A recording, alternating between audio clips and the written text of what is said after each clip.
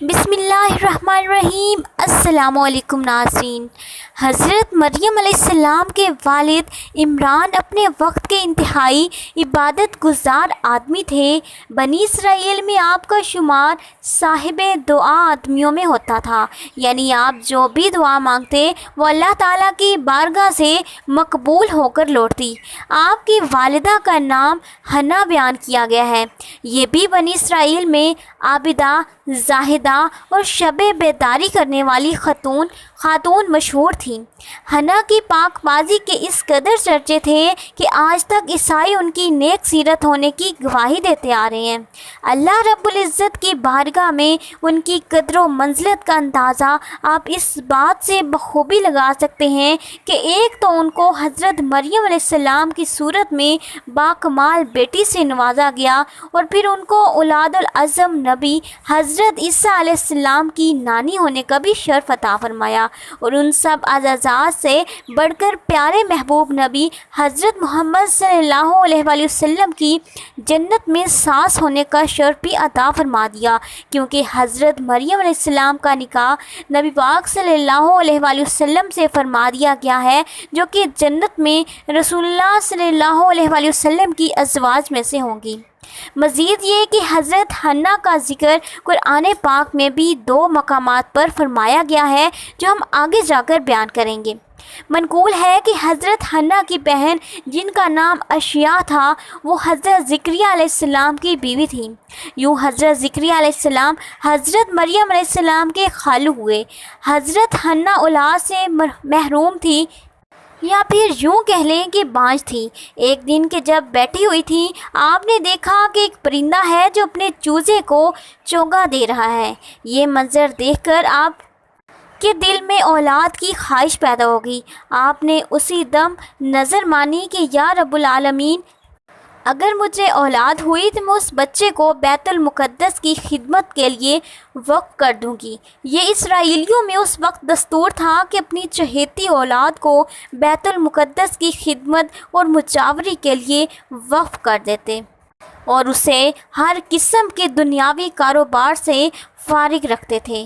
علماء فرماتے ہیں کہ حضرت حنا نے جیسے ہی یہ دعا کی تو فوراً سے وہ دعا قبول ہو گئی۔ چنانچہ آپ دونوں کی خوشی کی انتہا نہ رہی۔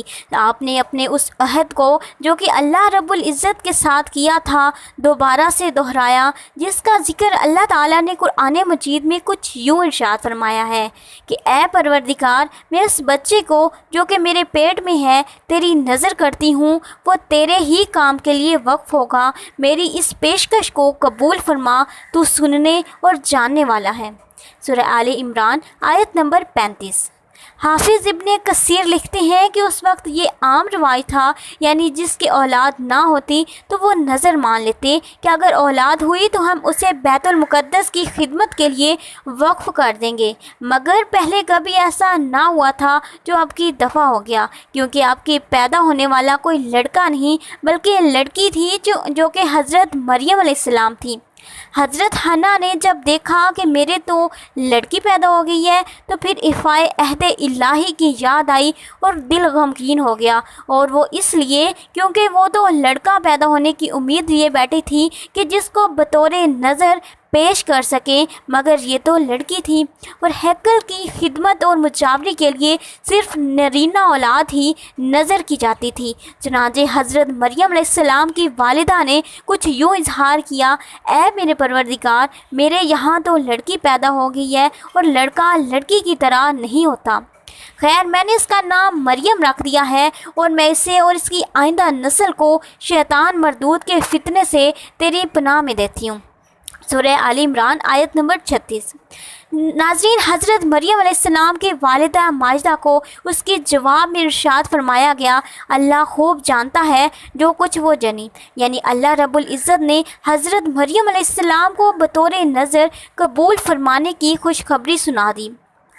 مفسرین بیان فرماتے ہیں کہ حضرت مریم علیہ السلام کی والدہ نے آپ کو جنم دیا تو کپڑوں میں لپیٹ کر مسجد کی طرف لے گئیں، اور وہاں پر موجود ان بندوں کو جا کر سونپ دیا جو وہاں پر مقیم تھے۔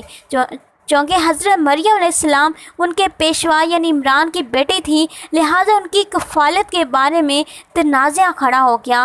ہر کوئی چاہتا تھا کہ یہ سعادت اس سے میسر آ جائے۔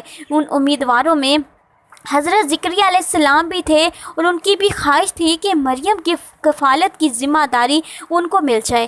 تاہم یہ فیصلہ قرعہ اندازی کے ذریعے حل کرنے کا فیصلہ کیا گیا، اور قرعہ اللہ تعالیٰ کے مقرب نبی حضرت زکریا علیہ السلام کے نام ہی نکل آیا۔ یوں حضرت مریم علیہ السلام کی کفالت کی ذمہ داری حضرت زکریا علیہ السلام کو سونپ دی گئی۔ ناظرین، اس قرعہ اندازی کا ذکر بھی اللہ پاک نے اپنے پاک کلام میں یوں ارشاد فرمایا ہے، اور یہ غیب کی خبریں ہیں کہ ہم خفیہ طور پر تمہیں بتاتے ہیں، اور تم ان کے پاس نہ تھے جب وہ اپنی قلموں سے قرے ڈالتے تھے کہ مریم کس کی پرورش میں رہیں، اور تم ان کے پاس نہ تھے جب وہ جھگڑ رہے تھے۔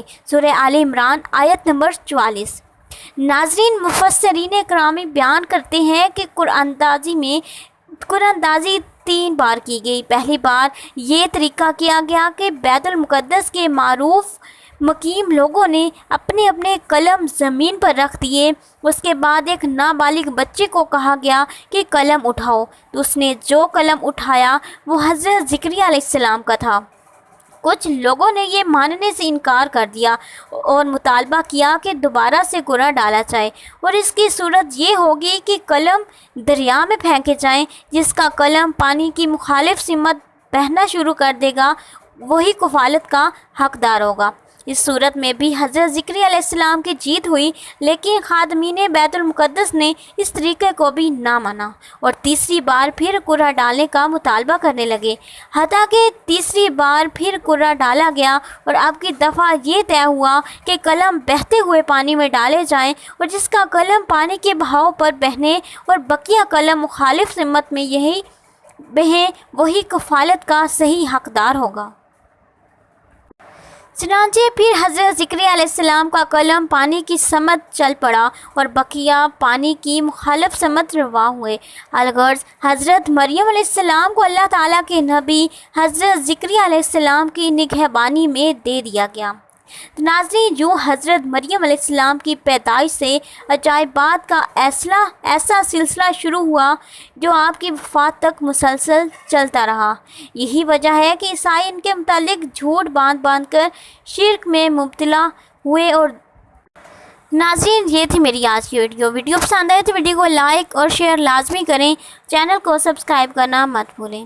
اس چینل پر آپ کو بالخصوص اسلامک ہسٹری اور دنیا بھر کی معلومات ملتی رہیں گی۔ تو ملتے ہیں بہت جلد ایک نئی ویڈیو کے ساتھ، تب تک دیجیے اجازت، اللہ حافظ۔